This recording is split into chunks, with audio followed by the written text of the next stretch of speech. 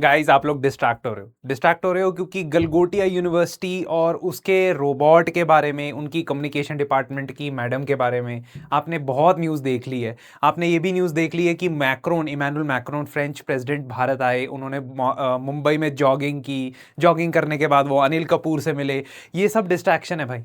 Distraction इसलिए क्योंकि even these photos है ना, कि मोदी जी और मैक्रोन की बॉनहोमी किस तरीके से रही, ये सब डिस्ट्रैक्शन है। क्यों? क्योंकि अगर आप एग्जाम के लिए प्रिपेयर कर रहे हो ना, तो आपको इंडिया और फ्रांस के बीच में जो जॉइंट स्टेटमेंट दी गई है और जो एग्रीमेंट्स हुए ना, उनके ऊपर ज़्यादा फोकस करना चाहिए। वो पता है क्यों? क्योंकि इस तरीके के क्वेश्चन, जैसे कि यूरोप की कौन सी कंट्री थी जिसमें यूपीआई सबसे पहले यूज किया गया था, वो है फ्रांस। इस तरीके के क्वेश्चन एग्जाम्स के अंदर पूछे जाते हैं और ये आते हैं तब जब आप एक समिट लेवल पे बातचीत करते हो, जब दो हेड्स ऑफ द गवर्नमेंट बातचीत करते हैं। वही इस केस में हुआ। इंडिया और फ्रांस के बीच में 20 से भी ज्यादा एग्रीमेंट साइन किए गए। मैं आज आपको ये बताऊंगा कि वो कौन से एग्रीमेंट्स हैं जो आपको समझने हैं और इनकी सिग्निफिकेंस क्या है, इंपॉर्टेंस क्या है, और क्या suddenly out of the blue France जो है भारत का दोस्त बना है। देखिए, अगर मैं इसकी शुरुआत करना चाहता हूं कि भारत और फ्रांस के बीच में किस तरीके के रिश्ते रहे हैं, तो आजादी के बाद से थोड़ा ट्रेस करते हैं। देखिए, आजादी के बाद से फ्रांस नाटो का मेंबर था, यूरोपियन यूनियन का भी मेंबर बाद में बना जब यूरोपियन यूनियन बना, यानी कि उसे वेस्टर्न वर्ल्ड का एक बहुत इंपॉर्टेंट स्तंभ माना जाता है। ऑल्दो जो फ्रांस 18th सेंचुरी या 19th सेंचुरी की फ्रेंच पावर थी, वो तो 20वीं 21वीं शताब्दी में नहीं रही, लेकिन फिर भी यूरोपियन यूनियन का जर्मनी के बाद सेकंड मोस्ट इंफ्लुएंशियल मेंबर वो रहा है। तो इसलिए फ्रांस के साथ हमारे रिश्ते जरूरी है, इंपॉर्टेंट है। दूसरी बात ये कि इवन आफ्टर इंडिपेंडेंस हमारे साथ यूएसए के रिलेशनशिप्स काफी अच्छे नहीं थे, और इस बीच France was the only country in Europe, तो यूके, यूएस, ये सब कंट्री जो वेस्टर्न वर्ल्ड के पार्ट थी, इन्होंने हमें न्यूक्लियर प्रोग्राम में बिल्कुल भी समर्थन नहीं दिया। इनफैक्ट ये चाहते थे कि एटॉमिक एनर्जी और न्यूक्लियर प्रोग्राम सिर्फ रिस्ट्रिक्टेड रहे। लेकिन फ्रांस इकलौती ऐसी कंट्री थी जिसने 1950 के अंदर ही भारत को अप्रोच किया और कहा कि हम आपके साथ एक न्यूक्लियर एग्रीमेंट करना चाहते हैं, जिसके अंदर हम आपकी कंट्री के अंदर कुछ रिएक्टर बनाएं और उसके रिस्पॉन्स में, उसके रिटर्न में आपके यहां पे जो भी एनर्जी, न्यूक्लियर एनर्जी से रिलेटेड रॉ मटेरियल होते हैं, उसको हम डील करें, ट्रेड करें। उसके बाद 1951 में भारत ने इस तरीके की एक छोटी सी एग्रीमेंट भी की फ्रांस के साथ। इवन इन द 1974 जब भारत ने पहला न्यूक्लियर टेस्ट कंडक्ट किया, उस वक्त भी फ्रांस एक ऐसी कंट्री थी जिसने हमारे साथ न्यूक्लियर कॉपरेशन बंद नहीं किया। 1998 में टाइज रीसेट होती है, तो even at the time of Indira Gandhi, before 1998, in 1974, as I told you, कि चार्ल्स डिगॉल जो फ्रांस के प्रेसिडेंट थे, राष्ट्रपति थे, और इंदिरा गांधी के बीच में there was good diplomatic relationships. 1998 में लेकिन इस डिप्लोमेटिक रिलेशनशिप को नई लीज ऑफ लाइफ मिलती है, जब ये कहा जाता है कि हम एक स्ट्रैटेजिक पार्टनरशिप एस्टैब्लिश कर रहे हैं। दोस्तों, जब दो देश आपस में अपने रिलेशंस को, बायलैटरल रिलेशंस को स्ट्रैटेजिक पार्टनरशिप के लेवल पे ले जाते हैं, इसका मतलब ये होता है कि वो लॉन्ग टर्म आपस में कोऑपरेट करना चाहते हैं और वो मल्टीपल सेक्टर्स के अंदर कोऑपरेट करना चाहते हैं। बायलैटरल पार्टनरशिप्स नैरो भी हो सकती है। शुरुआत में आप बस अपनी एम्बेसी खोल दो एक देश में, उसका शुरुआत होता है कि आपने किसी देश के साथ अपने रिलेशनशिप्स को स्टार्ट किया है, बिगिन किया। लेकिन जब आप कहते हो कि स्ट्रैटेजिक पार्टनरशिप एस्टैब्लिश की है, इसका मतलब आप लॉन्ग टर्म तक, लंबे समय तक बहुत सारे फील्ड्स में, बहुत सारे डोमेन्स में उस देश के साथ अपने रिश्तों को बेहतर करना चाहते हो। 2026 में यह अनाउंस किया गया। 4th विजिट है ये मैक्रोन की भारत के अंदर। बहुत ही फ्रीक्वेंटली भारत विजिट करते हैं और उन्होंने कहा कि हम इसे स्पेशल ग्लोबल स्ट्रेटेजिक पार्टनरशिप बनाते हैं। इंटरनेशनल लॉ के टर्म में इसका कोई मतलब नहीं, कोई मतलब नहीं, क्योंकि ये बस टर्मिनोलॉजी है जो यूज होती है डिफाइन करने के लिए कि हम बहुत ही क्लोजली कोऑपरेट करेंगे मल्टीपल डोमेन्स के अंदर लंबे समय तक फ्रांस के साथ। ये इसका मीनिंग है ग्लोबल स्ट्रेटेजिक पार्टनरशिप। अब ग्लोबल स्ट्रेटेजिक पार्टनरशिप खैर हमारी रशिया के साथ भी है, इसी लेवल पे कुछ हमारे रिलेशन है। पास्ट में हमने यूएस के साथ भी इस लेवल के रिलेशन मेंटेन किए, बट फ्रांस एक ऐसी कंट्री बनता है जो इस एक्सिस के अंदर आता है। फ्रांस जैसे देशों को ना मिडिल पावर्स बुलाया जाता है, क्योंकि ना तो ये सुपर पावर है आज के वर्ल्ड में और ना ही इनको डेवलपिंग नेशन बताया जा सकता है। तो मिडिल पावर्स में फ्रांस हमारा सबसे बेहतर दोस्त रहा है। इसका एक और एग्जांपल मैं आपको देता हूं। अगर आप फ्रांस की डिफेंस एग्रीमेंट्स देखें भारत के साथ या डिफेंस उसका रिलेशन देखें तो France is the second largest arms supplier to India. 33% arms जो हैं हम फ्रांस से लेते आए हैं। राफेल की अगर हम बात करते हैं तो रिसेंटली डिफेंस एक्विजिशन काउंसिल ने अनाउंस किया कि हम 114 राफेल जो है अक्वायर करने के लिए बात करेंगे।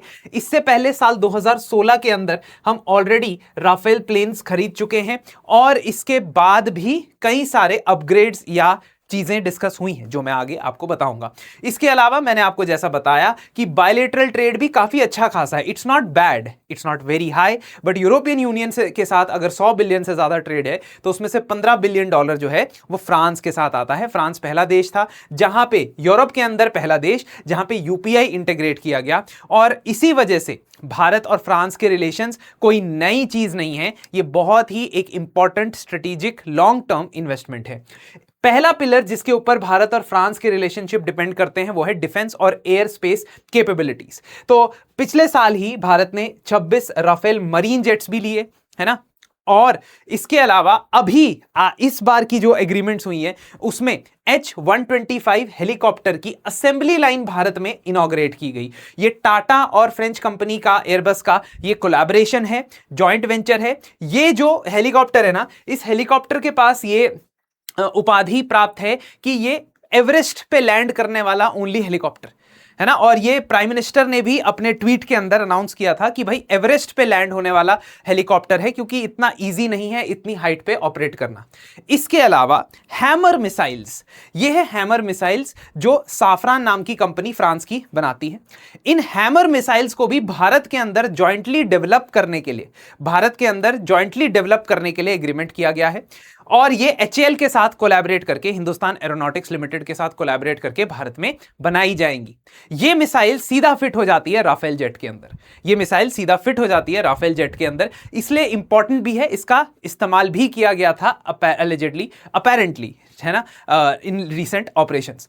अगर हम बात करें कि डिफेंस इंडस्ट्री के कॉन्टेक्स्ट में भारत ने बहुत सारे नए एग्रीमेंट साइन किए हैं। मैंने कहा ना 20 से ज्यादा एग्रीमेंट। तो एक भारत और फ्रांस का joint advance technology development group बनाया गया है ना। अपार्ट फ्रॉम दैट, जो मैंने आपको मल्टी रोल हेलीकॉप्टर इंजन्स की बात बताई, maintenance, repair and overall facilities of M88 engines, जो राफेल के इंजन होते हैं M88 इंजन्स, उनका भारत के अंदर ही मेंटेनेंस, रिपेयर, ओवरऑल हो, इसके लिए भी एग्रीमेंट साइन हुआ है।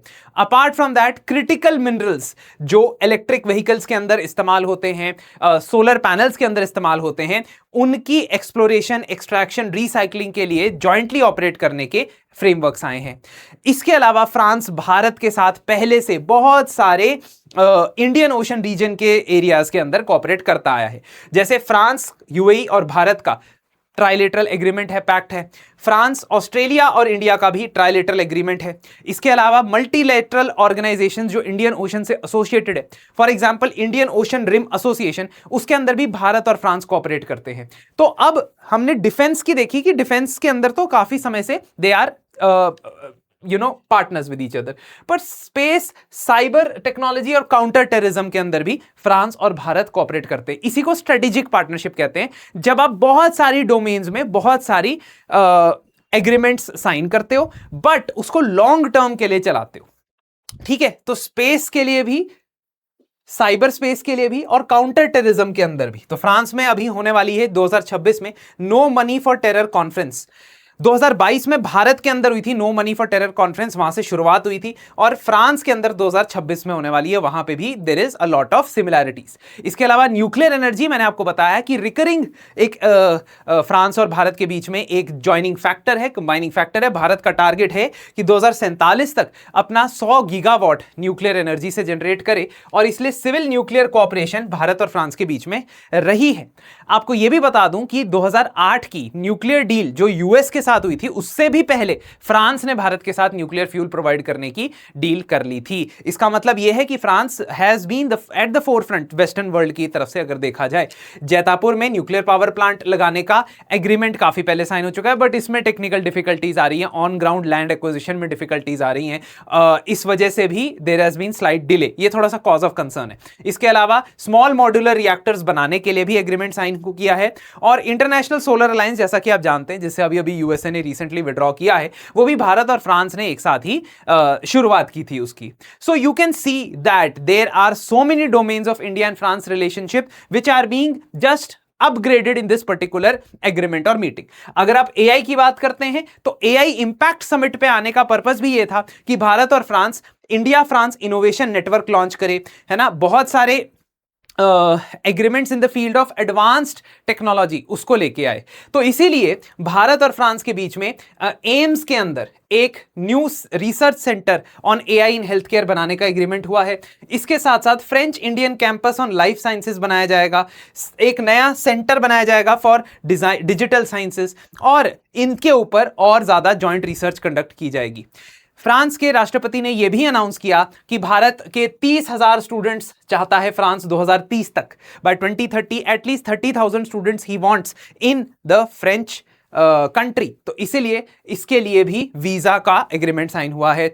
बहुत सारे cultural exchange, people to people, visa travel program, visa free transit for Indians through French airports, बहुत सारे एग्रीमेंट्स हैं। तो इसलिए 20 से ज्यादा एग्रीमेंट्स हैं। तो इसी चीज को आप ध्यान में रखिए कि फ्रांस भारत के लिए यूरोप के अंदर एक बहुत बड़ा पार्टनर है। भले ही फ्रांस एक मिडिल पावर हो, इस टाइम पे सुपर पावर की कैटेगरी में ना आता हो, just like maybe you could call USA a superpower at this present moment of time, but Bharat और फ्रांस के बीच के जो रिश्ते हैं वो मल्टी डायमेंशनल है। क्या इनमें कोई कंफ्लिक्ट आने के चांसेस हैं? क्या इनमें कोई टेंशंस हैं या पेन पॉइंट्स हैं? हाँ, ऑफ कोर्स कुछ टेंशंस रहते हैं।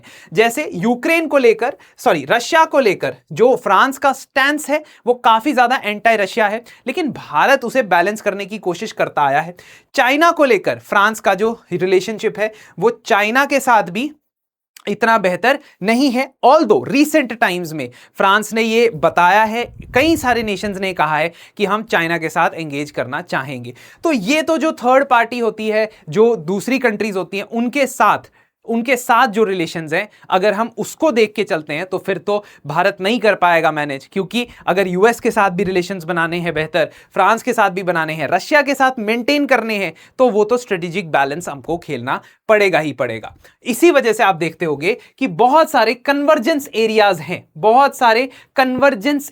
हैं जहां पे फ्रांस हमारे साथ है, यूनाइटेड नेशन सिक्योरिटी काउंसिल की मेंबरशिप, परमानेंट मेंबरशिप को लेकर, और strategic autonomy in certain areas को लेकर, है ना। इवन जब आपने देखा होगा यूरोपियन यूनियन ने हमें बहुत क्रिटिसाइज किया रशियन ऑयल खरीदने के लिए, उस वक्त भी फ्रांस की तरफ से इंडिविजुअली ज्यादा प्रेशर हम पे नहीं आया। तो ये जो एग्रीमेंट्स हुए हैं इसकी लिस्ट इस पीडीएफ में है, आप एक बार लिस्ट जरूर देख लीजिएगा। इस लिस्ट को एक बार just go through this list, क्योंकि ना कई बार प्रेस इंफॉर्मेशन ब्यूरो में से खबर आ जाती है और सिंपल एक वन लाइनर चीजें वहां से पूछ लेता है, इसलिए मैं चाहता हूं वहां से पढ़े। और अगर आप प्रीलिम्स के लिए कॉम्प्रिहेंसिव करंट अफेयर्स की तैयारी करना चाहते हैं तो हमारे एपिक बैच के अंदर कर सकते हैं। हमारे एपिक बैच में प्रीवियस ईयर क्वेश्चंस के साथ अलाइंड थीम्स उठाई जाती हैं, उनमें से जो सबसे इंपॉर्टेंट करंट अफेयर्स है साल भर के, वो कवर किए जाते हैं। आपके ऊपर करंट अफेयर्स फेंके नहीं जाते हैं, डंप नहीं होते हैं, जैसे कि बाकी दुनिया में हो रहा है आपके लिए। मेरे को तो काफी दुख होता है, क्योंकि लोग आपको पीडीएफ खोल के दिखा देते हैं कि ये पढ़ लेना, ये पढ़ लेना, ये पढ़ लेना। अब वो इतना ज्यादा कंटेंट हो जाता है इवेंचुअली कि आपको उसमें से याद कितना रहेगा, यही तो बात है ना। तो थोड़ा सा हमें फिल्टरिंग करनी पड़ेगी, चीजों को कॉस्ट बेनिफिट के बेसिस पे तैयार करना पड़ेगा, वो हम एपिक कोर्स में इंश्योर करवाते हैं। धन्यवाद, thank you and have a very nice week ahead.